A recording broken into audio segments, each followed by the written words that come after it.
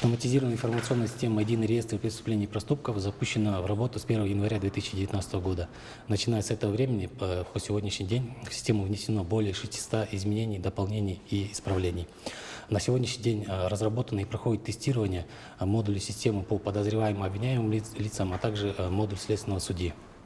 В ближайшее время по всей республике будут проведены масштабные обучающие мероприятия, где будет охвачен каждый регион, каждый район, в том числе с привлечением областных работников прокуратуры, а также работников Центрального аппарата Генеральной прокуратуры. Если коротко остановиться на статистических данных, по итогам 9 месяцев 2019 года всего зарегистрировано 120 тысяч преступлений и проступков, из них 64 тысячи преступлений и 56 тысяч проступков. Наибольшая нагрузка приходится на органы внутренних дел, это порядка более 109 тысяч преступлений и проступков, или более 90%. В разрезе регионов наибольшая нагрузка приходится на город Бишкек, около 50% за регистрацией, на Чуйскую область около 22%, а в остальных областях, регионах этот показатель не превышает 5%. Если остановиться на отдельных видах преступлений, наибольшая регистрация производится по фактам кражи, в том числе кражи в незначительном размере.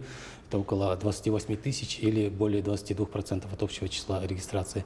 24 тысячи фактов хулиганств или 19%. Если говорить о тяжких и особо тяжких преступлениях, то убийство зарегистрировано 150 фактов по статье 130 УК, 629 изнасилований и 197 разбоев. Необходимо отметить, что функционал системы ЕРПП на сегодняшний день значительно расширен, и работа по ее совершенствованию продолжается каждый день непрерывно. Помимо вышеотмеченных модулей системы, в ближайшее время будут введены модули по наркотикам и по потерпевшим лицам, после чего начнется разработка автоматизации статистической отчетности. Кроме того, продолжается мероприятие по интеграции АИС ЕРПП с информационными системами судебных органов, органов исполнения наказаний и Министерства юстиции.